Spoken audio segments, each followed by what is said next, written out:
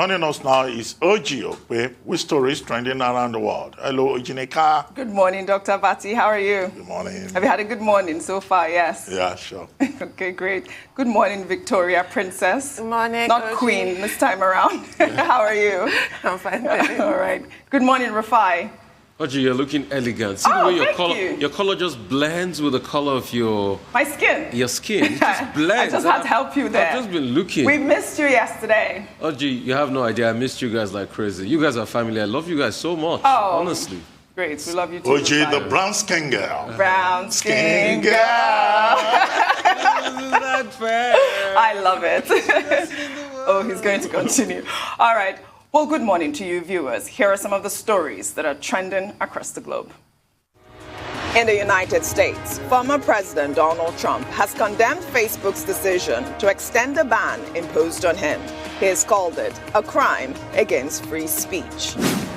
And billionaire Jeff Bezos' Blue Origin rocket company has announced July 20th for its suborbital sightseeing trip on its new Shepard spacecraft. In the United Kingdom, controversial TV host Piers Morgan has slammed Meghan Markle after she wrote a children's book about father-child relationships. He questioned Meghan's eligibility to write such a book after disowning her own father. And the police in Bristol have declared dead another Nigerian student, 20-year-old Olisa Odukwe, after discovering his body in Bristol Harbour. In Mali, 25-year-old Halima Sise gives birth to 9 babies on Tuesday, 2 more than doctors had detected inside her crowded womb, joining a small pantheon of mothers of nanoplets. In Nigeria, tributes pour in for Professor Felicia Adebola Adedoyin, the author of Nigeria's National Pledge, who died at the age of 83 after a brief illness. And the Lagos State Governor, Babajide Sanwo-Olu, has inaugurated a 9-member committee on film production empowerment to bolster creative enterprise in the nation. Finally, under entertainment, British-Nigerian actor David Oyelowo's passion for storytelling shines in his directorial debut, The Waterman, which is set for release in the United States on May 7th. Run!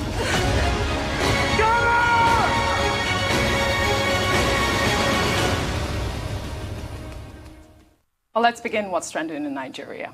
The release of the abducted students from the Federal College of Forestry Mechanization, Afaka, in Kaduna State has generated mixed reactions following comments made by Nigeria's former president, Olusegun Obasanjo, on Wednesday against the payment of ransom to kidnappers.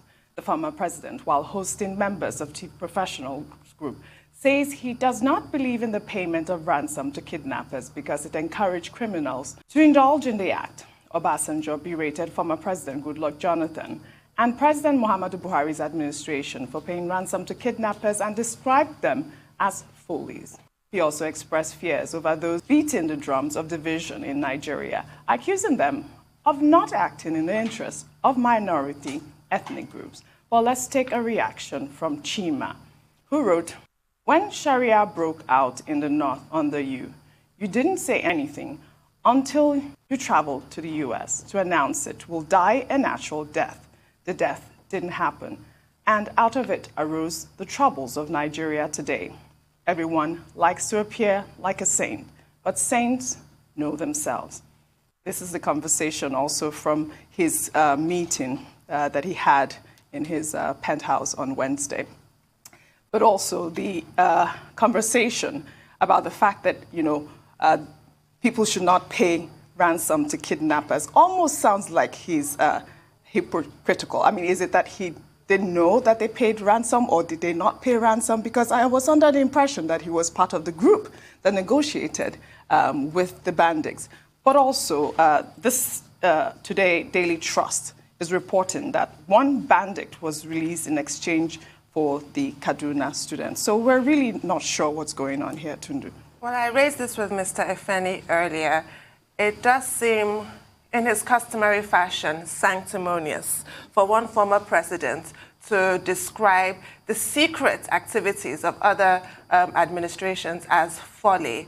I wonder if all the secrets of his administration were exposed, if others would not describe them as folly, especially when he's reportedly part of the team that secured the release of the students, which is fantastic.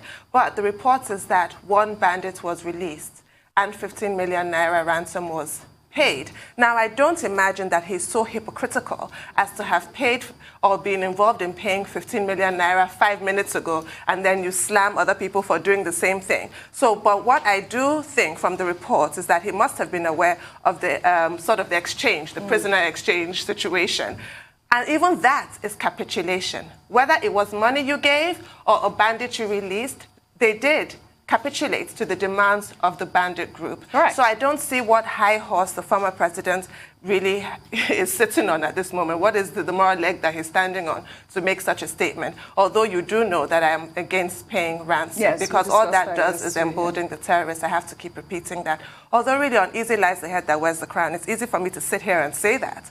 But that's my honest opinion. I feel that it emboldens them, and the more we capitulate to them, whether by prisoner exchange or hostage exchange or what have you, or by paying cash to them, the more problems we are going to have. What we are doing is encouraging these people. That's really the bottom line. Okay, one, it's not established that President Obasanjo was involved in the payment of ransom, because there are many versions of the story, and I hope that in the days to come, we'll probably get more information. Okay. Because even Sheikh Gumi himself denied that any woman, as was reported, gave him 800,000, and he felt really offended about that. There was a certain woman that was said to have given 800,000 to the terrorists through Sheikh Gumi, and he said such a thing never happened. That was why, when I commented on this earlier, I said, well, we should just stay at the level of the principle. The efforts by Sheikh Gumi, President Obasanjo, and others, who held 2 meetings to see how we could get to this point, whereby, these abducted students could be released. That, should be commended.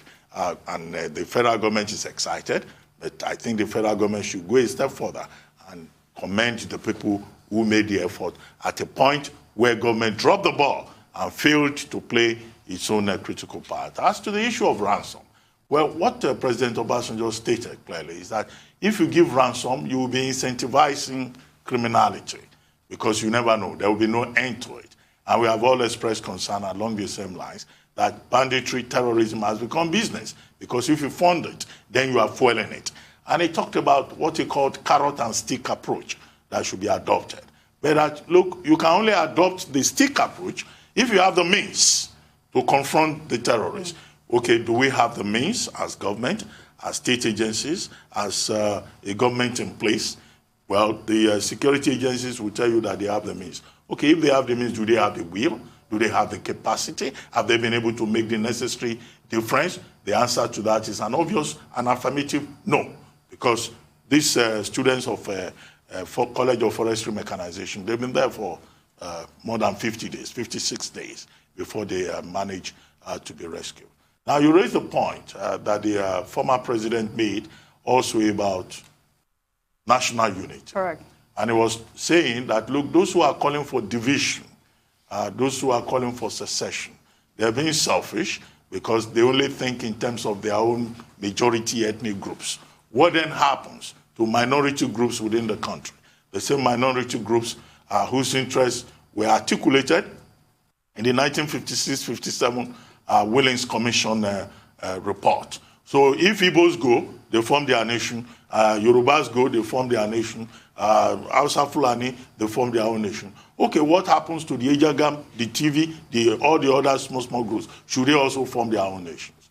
So he was now saying that, look, it's better to stay together, and that 2023 should be a major turning point for Nigeria, the creation of a new Nigeria, a new federation. Coming from a statesman, I think that that is perfectly in order. Now, I've made a point here before, and it became controversial, that those who are calling for secession, they don't think in terms of the cost of investment by all of us, every group in Nigeria.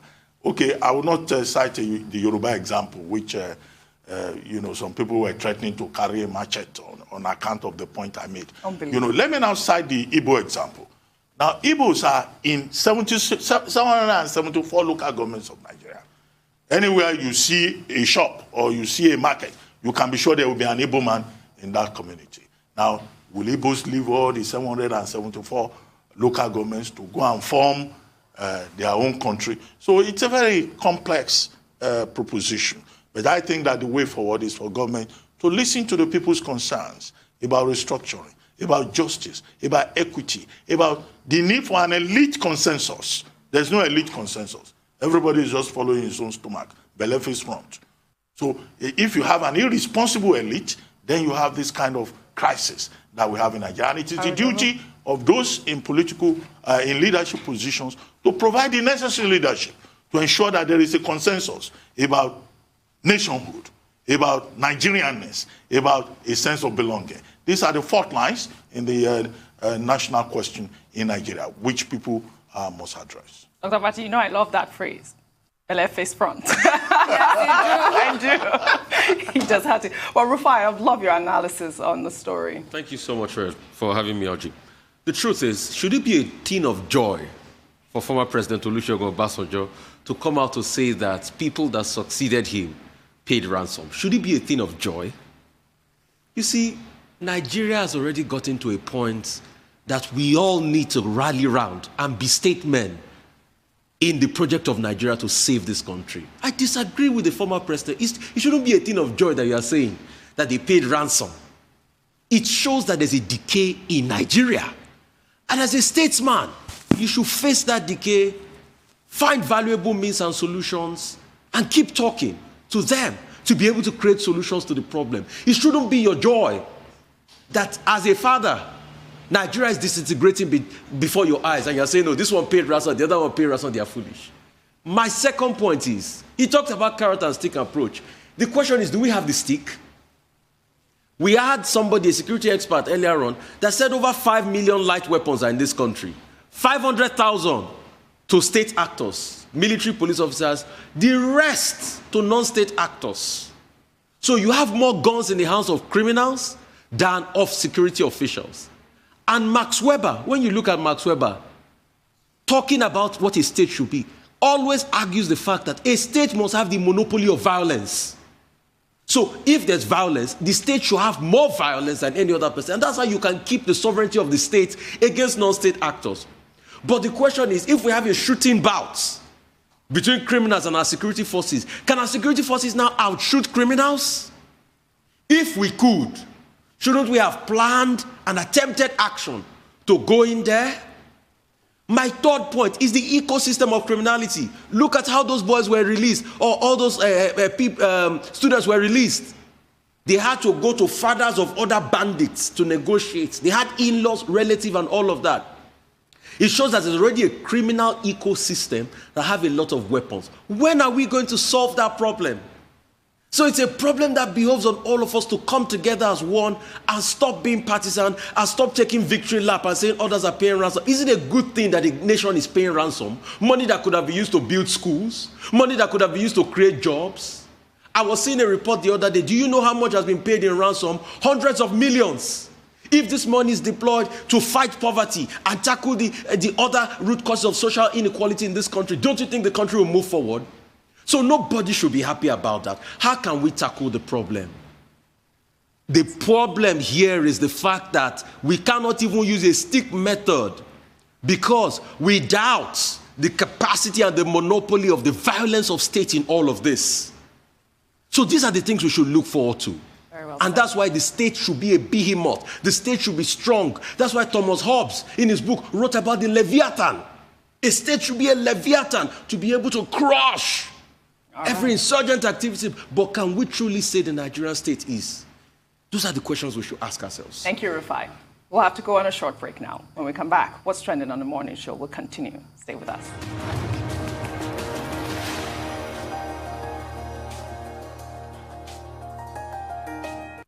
Welcome back to the Morning Show. We're still on What's Trending. We'll take a story in the Federal Capital Territory, Abuja, where a victim of a car accident is seen in a video now circulating online, being rejected at the Maitama District Hospital in Abuja. Let's take a look. Na yi magana, DPO ya ce yana hanyar shi, amma wai sun ce sai a tafi National Hospital. kun gani ga mu live a Maitama Hospital. Kuna kallo taimako ya zama masifa yanzu a kasar nan. So asibiti ma sai mai gata ake dauka ba kowa ake dauka ba. So this is live. You're seeing us Maitama Hospital live. Nigerians, you're watching. Nigerians, you're watching us. Nigerians, you're watching. I'm live on Facebook.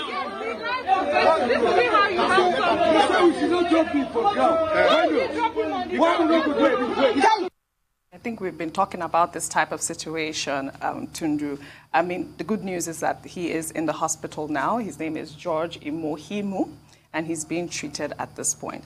But, I mean, the issue was, and that's what caused the outrage, was because when they arrived at the hospital, they were telling the family members to leave him on the floor or something like that. But the Federal Capital Territory Administration have launched an investigation, and hopefully something will come out of this. Well, I'm pleased that George is on the road to recovery, and we wish him a speedy one, I'm sure. But my typical reaction whenever you bring stories like this is to doubt it. That's my nature. Yes. It will never change. It takes a lot to convince me of a negative accusation. I must have proof. So this is somebody's claim. This is her claim, and I believe that she believes what she's saying. Otherwise, she would not be recording it. She wouldn't be recording it. Yeah, so she must believe that some kind of lapse occurred, and she's upset by that lapse. However, I can't see why a hospital would reject an accident patient. But it's not the first time. I'm sure it's not, yeah. But I always give the benefit of the doubt until it's proved, always. What is that with you anyways, with the hospitals? It's with everything. No, with the hospital, usually you're very sure about the fact that they don't reject victims and things like that. I'm not necessarily, I wouldn't use the word sure, but I do give the benefit of the doubt. With everything, you have to prove it. Because everybody makes scurrilous attacks on other people. Yeah. And that's just life in general. I just don't believe things until it's proved. So I will withhold comments until the investigation. Yeah. But what I do want to say is that it has been known to happen in this country where gunshot victims have been rejected. Even after a law was passed by the National Assembly, some hospitals continue to do that. So this has happened in the past. Yeah. Maybe that's why this lady feels so aggrieved. It's entirely possible. But I tend to withhold judgment. I just don't see why a responsible hospital will behave in this I've had 2 friends die. Because of gunshot. Gunshot it's happened. That's why I am very infuriated by stories like this, really. Dr. Abati. Well, a number of questions. Is this a public hospital it is a public or hospital. A private hospital? It's a public one. Whether it's public or private does not even really matter. What was the situation? Was the gentleman's family asked to pay a deposit before he could be attended Correct. to? Because in some cases, that is the issue. You go to the emergency unit of your hospital, they say, oh, you have to deposit so amount. But clearly, it's an emergency. So even if it was a question of deposit, that again does not provide an excuse for the hospital for turning him away. Now, the Hippocratic Oath, which is the most important part of the Hippocratic corpus, first published between the 5th century and 3rd century BC, states very clearly that a doctor must not do harm. It's an oath. Correct. And that original oath ends with the doctor saying, if I fail to abide by this oath, this should happen, that should happen, the elements should do this and that. And that's why across the world, even in places where that oath has been modified, the basic principle is that the primary job of a doctor is to save lives. Now, but here in Nigeria, doctors, nurses, hospitals, they started avoiding people in emergency situations because of police problem. Because if it's gunshot or it's an accident, many doctors, they've had the experience, even those working in public hospitals, of being arrested by the police, detained by the police, to come and give information.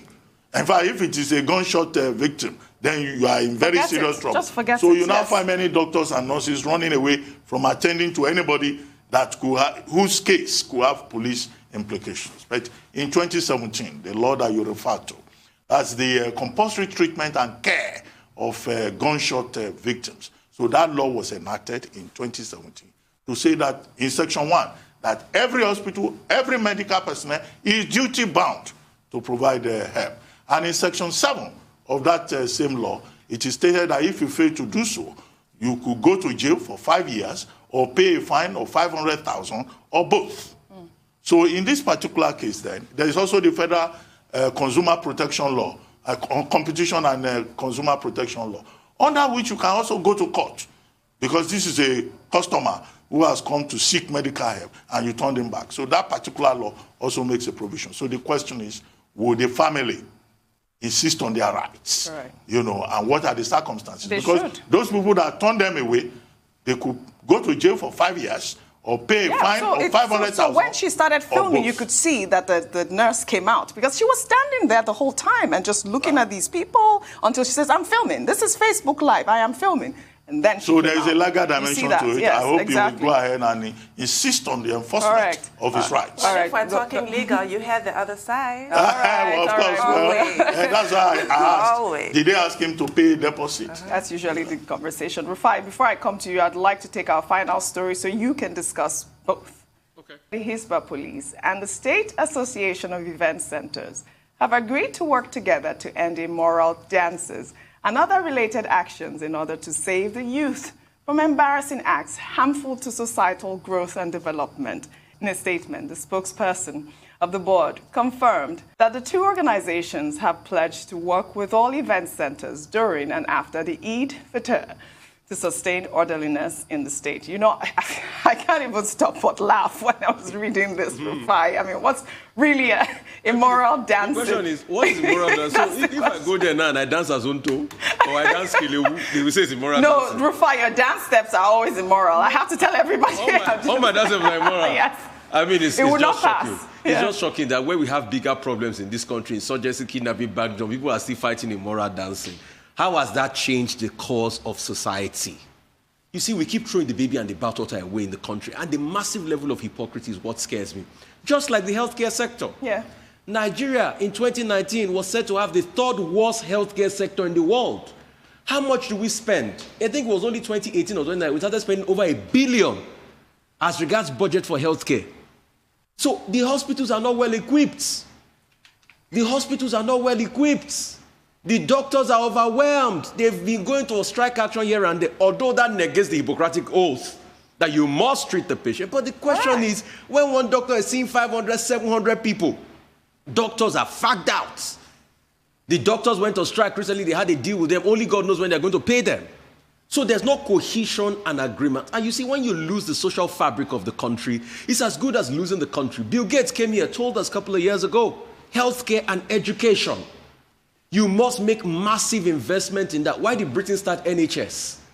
So these are the questions we should ask ourselves. So when they turn back patients, the question is, yes, the video might not be verifiable, but it has happened to me in a government hospital. Yes. I took my father to a government hospital. I had to shout at the doctor to listen to him. Take his blood pressure.